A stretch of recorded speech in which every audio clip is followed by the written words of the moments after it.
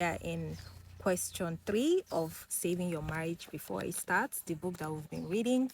So let me use this opportunity to remind us the reason why we're reading this book. So I decided to read this book to us, to them girlies that care about living truly happily ever after. We are redefining the meaning, the true meaning of happily ever after. This content is for people that are tired of seeing discouraging content about marriage and we're scared and discouraged. At this point, we are now contemplating, should we get married? Should we not get married? This is something that we have to give up happiness for. So that is the reason why we're reading this book, to find out how we can get married and be happy in marriage. So now we're in question 3, which is chapter 3, titled, Have you developed the habit of happiness? Happiness is a habit cultivated by Albert Hubbard. And I read, we had just finished speaking at the retreat in the San Juan Islands when a plane that was to take us to another engagement buzzed overhead and landed on a nearby airstrip. 5 minutes later, we boarded the 3-person rickety-looking Cessna.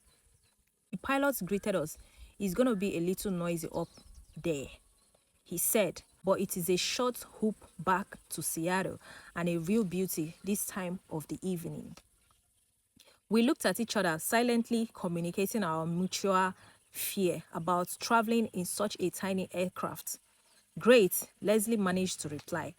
We secured our belts and headphones as the pilot started the engine. In no time at all, we were barreling down the grass runway. 3 deer scattering into the woods before us.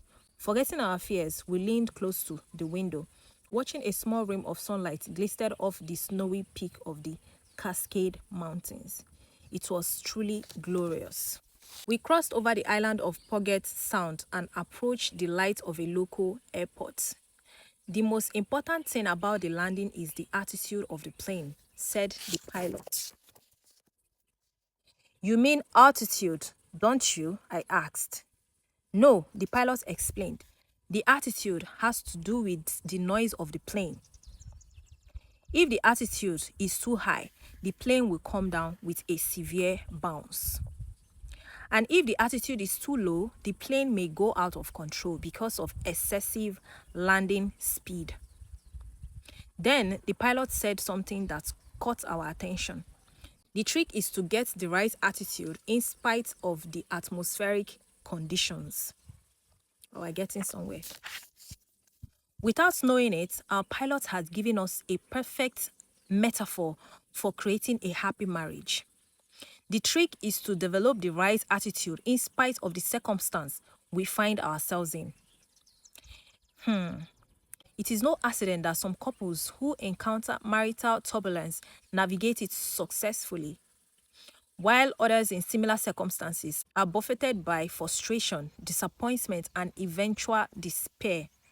It is also no accident that some couples are radiant, positive, and happy, while other couples are beaten down, defeated, and anxiety-ridden. Researchers who have investigated the difference between the two groups have come up with all kinds of explanations for marital success. Long courtship, similar backgrounds, supportive families, good communication, good education, and so on. And there is a quote here by Corneille, and he says, happiness seems made to be shared. Of course, happiness is actually made to be shared. But the bottom line is that happy couples decide to be happy. In spite of the troubles life deals them, they make happiness a habit. As a couple, we have taught courses and seminars on marriage for a number of years, and we have at least 24 of the latest academic textbooks on marriage and family in our personal library. One of our favorite textbooks, considered a classic by many, has in it italicized sentence that bears repeating. The most important characteristics of a marriageable person is the habit of happiness. Okay, so the truth is that, so this is very, very important, right? Because the One of the things that we do not like to embrace in life is the fact that things would come sometimes that are out of your control. Things will happen that you do not like. It is your attitude in those times to still find a reason to smile, to still find a reason to be happy. It's not that you are this kind of person that somebody has to always make you happy. This is the most draining thing ever. Like, I have experienced it personally, that someone has to always cheer you up, someone have to always say something inspiring, someone has to always be there to motivate you before you put a smile on your face. You don't have to be happy when it is all rosy and good. I'll read that again. It's very, very important. The most important characteristics of a marriageable person is the habit of happiness. Let us not go and end up and marry someone that naturally they are not happy people. Naturally, you're not a happy person. Someone always have to drain themselves, always keep pouring inside of you.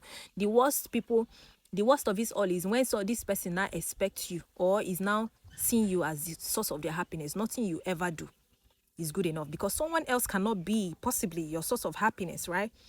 So in conclusion, one of the things to look out for someone to stand a chance to even be your spouse is that person a happy person? That's number one. If they're not a happy person by themselves and in of themselves, they are disqualified.